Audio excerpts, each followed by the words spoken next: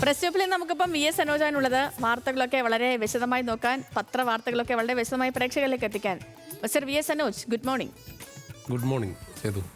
രാവിലെ മഴയൊക്കെ ആയിരുന്നു, അങ്ങനെ ഒരു ചടപ്പൊക്കെ ഉണ്ട്. പക്ഷേ വാർത്തകൾ അങ്ങനെയൊന്നും ആയിരിക്കില്ല. നല്ല ഒത്തിരി വാർത്തകളൊക്കെ വരുന്ന ഒരു ദിവസമാണിത്. ഇപ്പോൾ തന്നെ നിറയെ വാർത്തകളാണ്. പത്രവാർത്തകളിലേക്ക് കടന്നാലോ? അതെ, തീർച്ചയായും നല്ല വെതറാണ്. അപ്പോൾ എല്ലാവർക്കും ശുഭദിനം ആശംസിക്കുന്നു. ഏതായാലും ഇന്ന് ധാരാളം വാർത്തകളുള്ള ദിവസം തന്നെയാണ്. നമ്മൾ കഴിഞ്ഞ ദിവസം പറഞ്ഞതുപോലെ തന്നെയാണ്.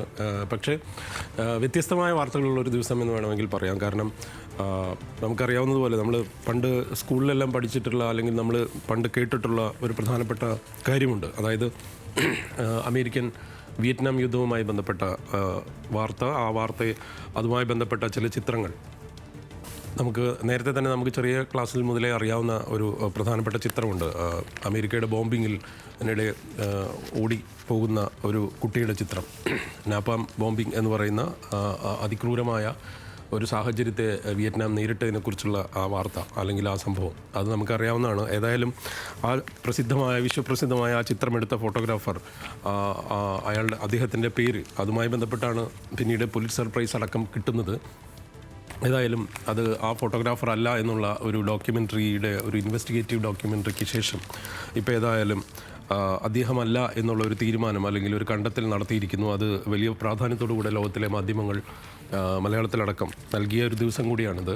അപ്പോൾ മറ്റൊന്ന്, നമുക്കറിയാവുന്നതുപോലെ മാധ്യമങ്ങളുടെ കാര്യമെടുത്താൽ, അതായത് ലോകത്തിലെ ഒരു ഗ്ലോബൽ ഇൻഡെക്സ് എടുത്താൽ മാധ്യമപ്രവർത്തകരുടെ സേഫ്റ്റിയുമായി ബന്ധപ്പെട്ട സൂചിക ഇന്ത്യ വളരെ താഴെയാണ്. ആ പുതിയ റേറ്റിംഗ് കൂടെ വന്ന ഒരു സമയം കൂടെയാണ്. ഏതായാലും ആ ദിവസങ്ങളിൽ തന്നെയാണ് നമ്മൾ ഈ വാർത്തയിലേക്ക് പോകുന്നത്. വിയറ്റ്നാം യുദ്ധത്തിൻ്റെ നേർചിത്രത്തിന് ഇനി ഫോട്ടോഗ്രാഫർ ഇല്ല. നിക്കൂട്ടിൻ്റെ പേര് നീക്കി വേൾഡ് പ്രസ് ഫോട്ടോ സംഘടന എന്ന് മലയാള മനോരമയുടെ ഒന്നാം പേജിൽ ആ ചിത്രവും ആ പടവും ഉണ്ട്. അദ്ദേഹവുമായിട്ടുള്ള പിന്നീട് ഒരുപാട് വേദികളിൽ വന്ന ഒരു ഫോട്ടോഗ്രാഫറാണ്. പകരം അത് ഡോക്യുമെൻ്ററിയിലൂടെ, അത് സ്ട്രിങ്ങർ എന്ന് പറയുന്ന ഡോക്യുമെൻ്ററിയിലൂടെ കണ്ടെത്തുന്നത് മറ്റൊരാളാണ് എന്നാണ്. നോയാൻ ടാന്നെ എന്ന് പറയുന്ന ഒരാൾ ആണ് എന്നാണ് പറയുന്നത്. അല്ലെങ്കിൽ അങ്ങനെയുള്ള മറ്റൊരു പേര് കൂടെയുണ്ട്. ഈ രണ്ട് പേരിൽ ഒരാളാണ് എന്നുള്ളതായിരുന്നു നേരത്തെ വന്നിരുന്ന അന്വേഷണം. ഏതായാലും അങ്ങനെ ഒരു നമ്മളുടെ കുറേ വർഷങ്ങളായുള്ളൊരു ധാരണയെ അട്ടിമറിക്കുന്ന, അല്ലെങ്കിൽ പുതിയൊരു വെളിപ്പെടുത്തലുമായി വന്നിരിക്കുന്നു ലോകത്തിലെ മാധ്യമങ്ങൾ. ഒന്നാം പേജുകളിലെല്ലാം തന്നെ ഈ വാർത്തയും ഇതുമായി ബന്ധപ്പെട്ട ചിത്രവുമുണ്ട്. ഇതുമായി ബന്ധപ്പെട്ട വാർത്ത കുറേ കാലങ്ങളായിട്ട്, കുറച്ച് നാളുകളായി അന്തരീക്ഷത്തിലുണ്ട്, അല്ലെങ്കിൽ അന്താരാഷ്ട്ര മാധ്യമങ്ങളിലുണ്ട്. മറ്റൊരു പ്രധാനപ്പെട്ട മലയാള മനോരമയെ സംബന്ധിച്ചുള്ള ഇന്നത്തെ ഒരു മെയിൻ സ്റ്റോറി എന്ന് പറയാവുന്നത്, കേന്ദ്ര സർക്കാർ വീണ്ടും കേരളത്തിൻ്റെ കടമെടുപ്പുമായി ബന്ധപ്പെട്ട് കേരളത്തിന് വീണ്ടും തിരിച്ചടി, കേന്ദ്രം വെട്ടി 3300 കോടി എന്നുള്ള ഒരു വാർത്തയാണ്. ഒപ്പം നീരജ് ചോപ്രയുടെ പ്രകടനം നമ്മൾ കഴിഞ്ഞ ദിവസം പറഞ്ഞിരുന്നു. നീരജ് ചോപ്രയുടെ ജാവലിൻ ത്രോ പ്രകടനം അത് ഏതായാലും ഒരു അഭിമാനകരമായ നേട്ടത്തിലേക്ക് പോയിരിക്കുന്നു. അപ്പോൾ പുരുഷ ജാവലിൻ ത്രോയിലെ മാന്ത്രിക ദൂരം എന്നറിയപ്പെടുന്ന 90 മീറ്റർ കടമ്പ കടന്നിരിക്കുന്നു. അത് ഈ നേട്ടം കൈവരിക്കുന്ന ആദ്യത്തെ ഇന്ത്യക്കാരനും മൂന്നാമത്തെ ഏഷ്യക്കാരനുമായി നീരജ്. ഈ വാർത്തയ്ക്ക് വലിയ പ്രാധാന്യം ഏതായാലും എല്ലാ പത്രങ്ങളും നൽകിയിട്ടുണ്ട്. പിന്നെ മറ്റൊന്ന്, നമുക്കറിയാവുന്നതുപോലെ ഇന്നലത്തെ ഒരു പ്രധാനപ്പെട്ട വാർത്ത എന്ന് പറയുന്നത്, അല്ലെങ്കിൽ കഴിഞ്ഞ 2 ദിവസമായുള്ള ഒരു വാർത്ത എന്ന് പറയുന്നത്, നെടുമ്പാശ്ശേരിയിൽ നടന്ന സംഭവം തന്നെയാണ്. ആ കൊലപാതക കേസ്, CSFകാരുടെ നടുക്കുന്ന ഒരു ക്രൂരമായ ഒരു അതിക്രമത്തെ തുടർന്നുണ്ടായ മരണം, അത് സംബന്ധിച്ചുള്ള പ്രധാനപ്പെട്ട ആ റിമാൻഡ് റിപ്പോർട്ടിൽ എത്ര കണ്ട് അത് ഭീകരമാണ് എന്നുള്ളത് സംബന്ധിച്ച് മലയാള മനോരമ വളരെ വിശദമായി തന്നെ ഏതായാലും നൽകിയിട്ടുണ്ട്.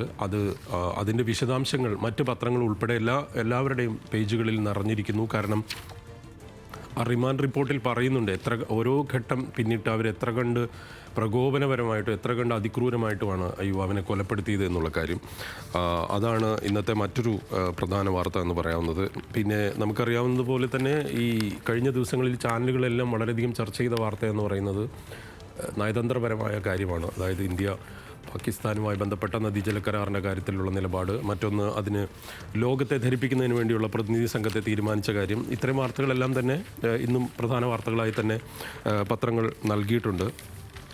സ്പോർട്സ് പേജിൽ ബാഴ്സയുടെ ലാലിഗയിലെ കിരീടം ഉറപ്പിച്ചതിനെക്കുറിച്ചുള്ള വാർത്ത വളരെ മനോഹരമായിട്ട് കൊടുത്തിരിക്കുന്നു. ഒപ്പം അതിൽ തന്നെ ഈ ബാഴ്സയുടെ ഒരു ആരാധിക ക്ഷമിക്കണം, ആരാധികയുടെ ഒരു പ്രധാനപ്പെട്ട വാർത്ത കൂടെ, ഒരു രസകരമായ അവരുടെ ഒരു അനുഭവം കൂടെ ഏതായാലും ഇതിനകത്ത് നൽകിയിട്ടുണ്ട്. അവർ ബാഴ്സയുടെ ഓരോ തോൽവിയിലും ആളുകൾ, ആരാധകരെല്ലാം പിന്തിരിഞ്ഞ സമയത്ത് പോലും ബാഴ്സയ്ക്ക് വേണ്ടി നിന്ന ഒരു ആരാധികയുടെ വാർത്തയും വളരെ രസകരമായി കൊടുത്തിരിക്കുന്നു. ബാഴ്സ ടീം തിരിച്ചു പിടിച്ചത് കാറ്റലോണിയൻ നഗരത്തിൻ്റെ ആകാശത്ത് നിന്ന് മാറി നിന്ന ആനന്ദമേഘങ്ങളെ കൂടിയാണ് എന്നൊക്കെ എഴുതിക്കൊണ്ടുള്ള കുറച്ച് കാൽപ്പനികമായ തരത്തിലേക്ക് കായിക വാർത്തയെ അഭിമുഖീകരിച്ചിരിക്കുന്നു മലയാള മനോരമ. ഏതായാലും വളരെ സുധാകരൻ, നമ്മുടെ ജി സുധാകരനുമായി ബന്ധപ്പെട്ട സുധാകരൻ്റെ ലേശം കടന്ന ഒരു പ്രസ്താവന എന്ന് അദ്ദേഹം തന്നെ പറയുന്ന ഇത്തിരി ഭാവന കൂട്ടിയിട്ടുള്ള പ്രസ്താവന ഏതായാലും ചർച്ചയായിട്ടുണ്ട്. അതുമായി ബന്ധപ്പെട്ട വാർത്തയും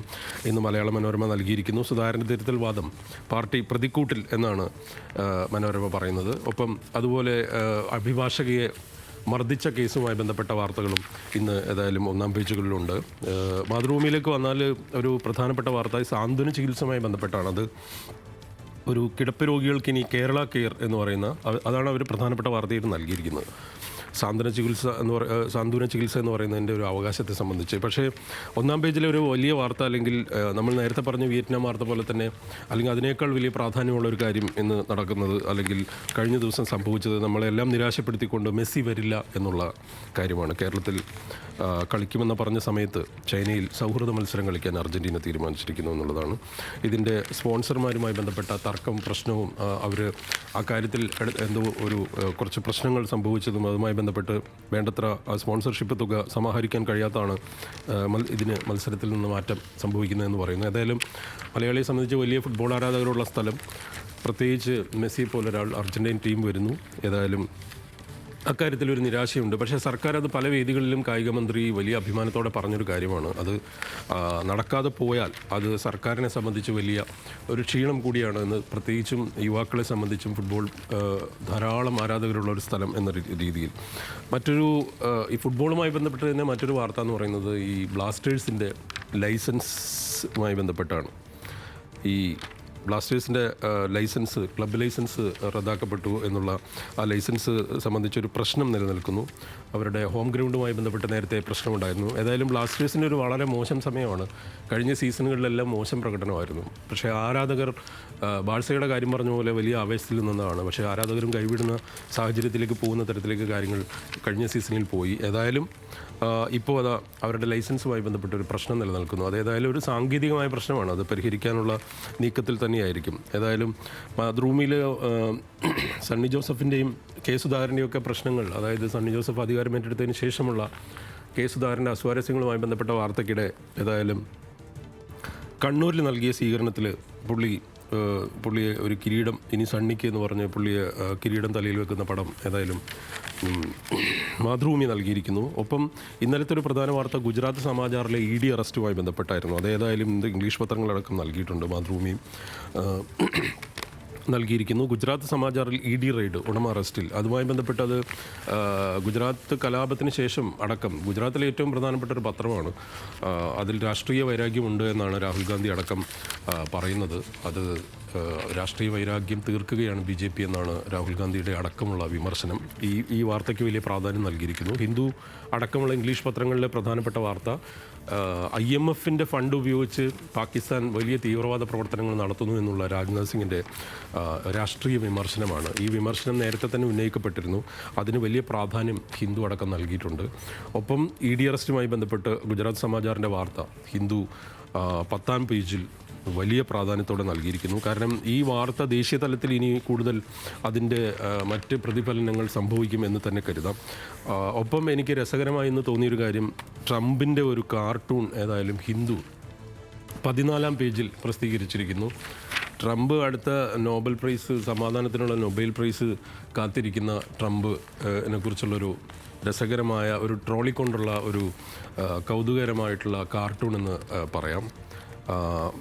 ഇന്ന് കണ്ട വാർത്തകളിലൊരു കൗതുകമുള്ള വാർത്തയായിട്ട് മറ്റൊരു കൗതുകം എന്ന് പറഞ്ഞാൽ അതിനകത്തൊരു സാമൂഹിക വിവേചനവുമായി ബന്ധപ്പെട്ടൊരു വാർത്ത എന്ന് പറയുന്നത് കേരള കൗമുദി നൽകിയിരിക്കുന്നതാണ്. ലോകസുന്ദരിമാരുടെ പാദം കഴുകാൻ പിന്നോക്ക സ്ത്രീകൾ എന്ന് പറഞ്ഞാണ്. ഒരു വലിയ വിവാദം തെലങ്കാനയിൽ നടക്കുന്നു. മിസ് വേൾഡ് മത്സരത്തിനിടെ ക്ഷേത്ര ദർശനം നടത്തിയ ഈ കണ്ടസ്റ്റൻസിൻ്റെ കാല് കഴുകുന്നത് അവിടുത്തെ ദളിത് സ്ത്രീകളാണ് എന്നുള്ളൊരു വാർത്ത വലിയ പ്രാധാന്യത്തോടു കൂടെ ഏതായാലും നൽകിയിട്ടുണ്ട്.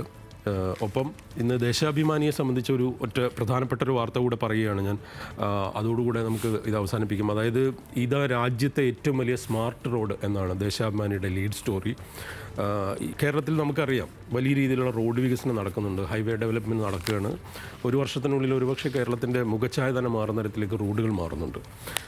അതുമായി ബന്ധപ്പെട്ട് രാജ്യത്തെ ഏറ്റവും വലിയ സ്മാർട്ട് റോഡ് ഉൾപ്പെടെ 390 കോടിയുടെ 62 റോഡ് സംസ്ഥാന സർക്കാരിനെ സമർപ്പിച്ചു എന്ന് പറഞ്ഞുകൊണ്ടുള്ള കേരള സർക്കാരിൻ്റെ ഒരു വികസന പദ്ധതിയുമായി ബന്ധപ്പെട്ട ഒരു അവകാശം, അല്ലെങ്കിൽ അതിനെ സംബന്ധിച്ചൊരു അവകാശവും അത് സംബന്ധിച്ചൊരു അവകാശവാദവും ആ നേട്ടത്തെ സംബന്ധിച്ചുള്ളൊരു വാർത്തയ്ക്ക് വലിയ പ്രാധാന്യം നൽകിയിരിക്കുന്നു. ഒപ്പം സൈന്യത്തെ അപമാനിക്കുന്ന BJP എന്ന് പറഞ്ഞുകൊണ്ട് തന്നെ നമ്മൾ കഴിഞ്ഞ ദിവസം പറഞ്ഞ പോലെ സോഫിയ ഖുറേഷിയുമായി ബന്ധപ്പെട്ടും അതിനുശേഷം മറ്റൊരു പ്രധാനപ്പെട്ട BJP നേതാവ് കൂടെ മധ്യപ്രദേശിൽ ഇത്തരത്തിൽ അപമാനിക്കുന്ന തരത്തിലേക്ക് സൈനികരെയും പ്രത്യേകിച്ച് സോഫിയ ഖുറേഷിയൊക്കെ അപമാനിക്കുന്ന തരത്തിലേക്കുള്ള പ്രസ്താവനകൾ നടത്തുന്നു എന്നുള്ള വിവാദം കൂടെയുണ്ട്. ഏതായാലും ഇത്രയും ധാരാളം വാർത്തകളുള്ള ദിവസമാണ്. ഇനിയുള്ള മണിക്കൂറുകളും അങ്ങനെയൊക്കെ തന്നെയായിരിക്കുമെന്ന് നമുക്കറിയാം.